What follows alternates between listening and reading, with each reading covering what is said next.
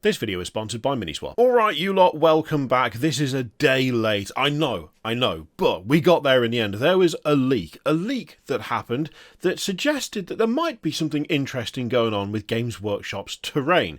Not only that, but some of the pushback to that leak was, I think, fairly strong and in some ways not undeserved. After all, the idea of Games Workshop releasing pre-painted terrain might seem a little bit far-fetched to some, but it turns out that it was in fact correct. Not just correct, but Games Workshop have addressed it, as they so often do now. I mean, there's no point them trying to ignore leaks anymore. They may as well constantly have something ready to go for every time something gets leaked, because so much stuff gets leaked, it is borderline constant.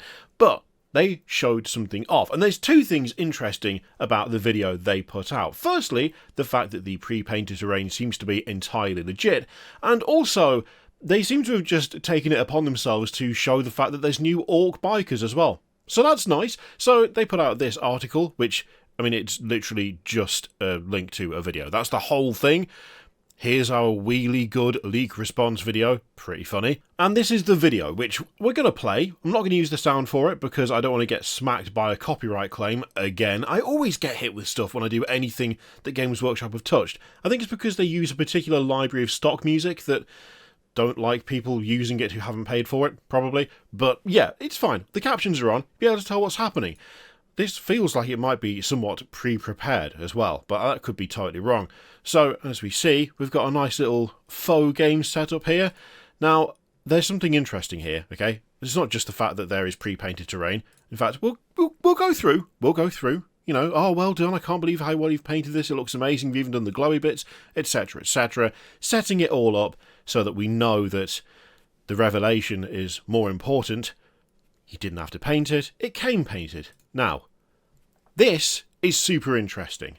And this is super interesting for a very specific reason.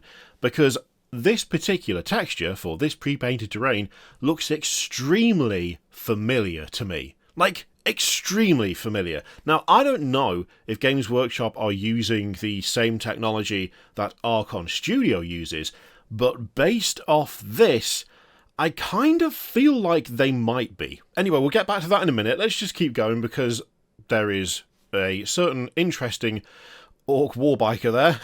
Looks a little bit different to normal, because it is different. I say normal, current, and there's a few more lads hanging around. We've got most of the new box laid out, all very nice. Some nice close-ups again of that pre-painted terrain, and then we've got these lads. We've got these lads, and these are not the same lads as the current lads. Now, of course, if you wanted to pick up some of the current lads, but you didn't want to pay Games Workshop prices, then one thing that you could look at is the second-hand market, and in that situation, you want to be looking at Miniswap. Oh my god, the segue was perfection. You've heard me talk about Miniswap plenty of times before. It is an online marketplace for your miniatures built for hobbyists, by hobbyists. If you've got a pile of potential you no longer want to work on, then you can list it on Miniswap. If you're looking to start a new project, or indeed expand an existing one, you should check out Miniswap. And as of now, if you're looking to expand your collection of something other than 40k or Age of Sigmar, or indeed the entire Games Workshop range, and you were looking to go into a different range entirely, from a different manufacturer entirely, Miniswap now has that covered as well. As you can see right here, Miniswap has expanded beyond Games Workshop products. You've got Atomic Mass games, Fantasy Flight games, you've got Steamforged games. So if you've got some War Machine stuff that you're not going to get round to, you can now list it on Miniswap. You've got options for Corvus Belli, Factory Fortress if you were looking to get some Trench Crusade action on the go, Joy Toy Cromlech, and Warlord games. And that's not even mentioning the stuff that's based around the hobbying side as opposed to the miniatures side. When it comes to paints and accessories, there are also spaces for those now on Miniswap too. Miniswap was already the marketplace for miniatures, as it says right there, but now it's the marketplace for pretty much all miniatures, whether it's Games Workshop or not. If you use my link in the description or the pinned comment down below to sign up to Miniswap, you will get 0% seller commission for the first 90 days after sign up and free shipping on the first order. Don't let your unwanted or unneeded models sit there collecting dust, whether they're new in box, new on sprue, or fully assembled. Ship them off using Miniswap. And if you're looking to expand, that is the way to do it. It is cheaper than third-party retailers, it's cheaper than Games Workshop, and you'll get a slightly warm feeling knowing that you have reduced the size of someone else's pile of potential. Thanks to Miniswap for sponsoring the video, let's get back to it. Alright, let's take a look at the Warbikers first. You've twisted my arm, you've convinced me. Instead of talking about the terrain, let's talk about the bikes. First off, very easy to tell that they are not the old ones because they are significantly different in multiple ways. Things like the guns, they are no longer hung on either side of the rear wheel, they are on either side of the front wheel instead. That's quite a big departure from what we've seen previously. Plus those front wheels aren't fully enclosed by armour, they are instead open now. I actually prefer that. I think they look pretty damn good like this. They look a bit more, I don't know, a bit more off-roady like this. Also, the ground clearance on them is so much more reasonable than Space Marine bikes. It's actually hilarious. It's one of those things where, for some reason, Games Workshop have always seemed to be allergic to giving Space Marines bikes that look like they could go over the smallest of rocks. And in this case, when it comes to Orks, they actually do look considerably more functional in some ways. I get it, it's not real, it doesn't really matter, but it's just one of those things that has always bugged me a little bit. Very good stylistically, not good practically. I like the fact that we can see the big chunky suspension on the back of the left-hand bike there. That looks really, really cool. Also, having that sight over the top of the headlight, very nice touch. Like that a lot. The big old pole sticking out the boss there looks fantastic. I mean, this looks like a really good reimagining of that unit. They still look kind of scrappy. They still are not particularly uniform, it seems like, at the very least. It looks like we've got two different types of armour, like across the front for a start. So on the far left one, where you've got that gun sight over the top, it looks like the armour of that bike is a bit more simple than the one on the right, with the one in the middle being built around that large skull in the centre. So there's a nice variety of, like, the way in which they're built, which works super well. I'm assuming, now this could be an incorrect assumption, and I'll hold my hands up if it is, when we see the actual proper reveal, which, by the way, if the proper reveal is, like, when this video goes out, I'm going to be really annoyed. I'm just throwing it out there. That will piss me off, but I guess we'll do a follow-up tomorrow if that happens. We'll see. Anyway, my assumption is that that middle bike is posed that way, but it doesn't have to be. I'm guessing you could just have it down if you wanted to. I'm not seeing anything that would sort of dictate it being like that. If it turns out that, like, the rear tyre is flattened in some way to allow for that more kind of, like, doing a wheelie thing, fine, but it would be nicer to have the option. But overall, from what little we can see, because we can't see all of them, we can see a little bit, but not a whole lot. I mean, they look pretty solid. We did have an individual bike somewhere around here, didn't we? There we go. So yeah, we can see that sight on the front. The way that it's being kind of carved out, the metal to look like a jaw along with those plates on either side of the wheel. Fantastic. Absolutely lovely. I really like these.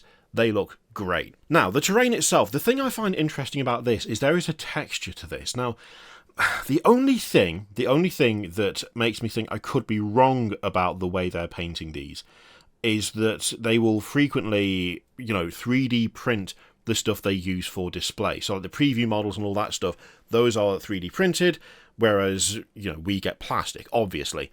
But there is something about the texture on this particular thing that is very reminiscent of the way that the pre-painted stuff from Archon Studio looks. Like, it's very, very similar texture-wise. And judging from what I'm looking at here, I feel like they might be using pretty much the same technique. It's not quite as obvious on some of the other scenery pieces, but it is still kind of there. It's a little harder on some of them, especially because we don't have, like, a completely static shot.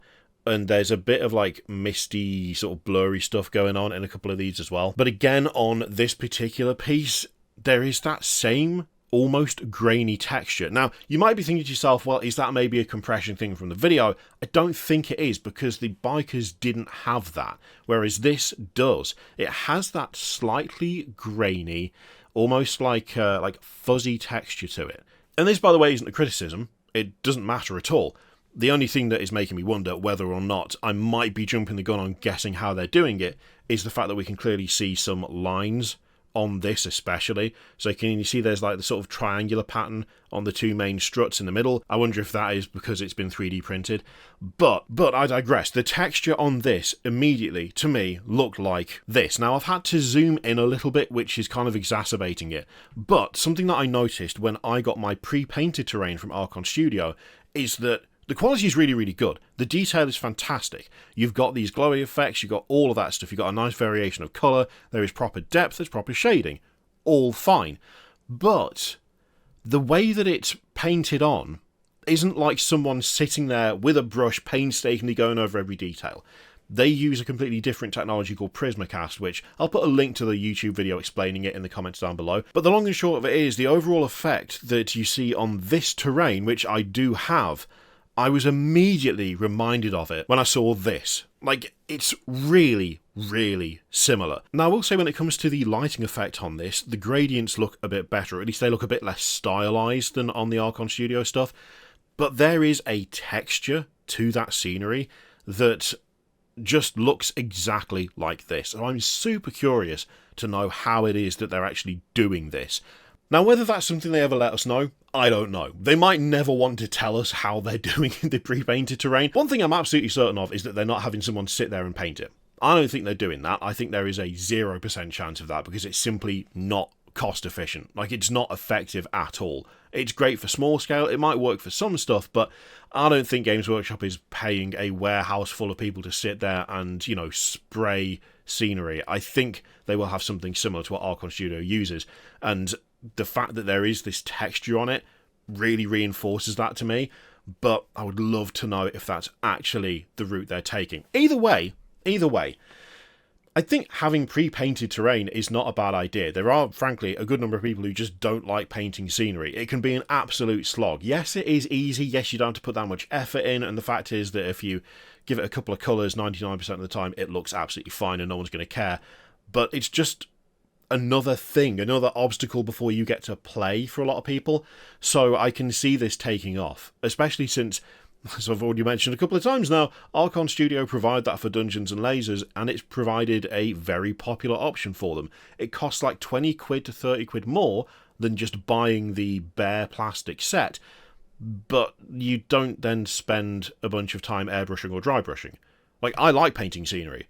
I've still bought some pre-painted stuff from Archon Studio because it's been scenery that I've looked at and gone, I just don't... I could paint this, or I could paint more stuff for encounters. I could paint actual models to go in this scenery, and I wouldn't have to paint this scenery even though I like it. And I've taken that route. So, I mean, it's obviously something that's working for them. Presumably, when it comes to Games Workshop, the benefits of doing this will far outweigh the costs of doing it, because there will be enough people who go, man, I love that scenery set. I'm not painting that.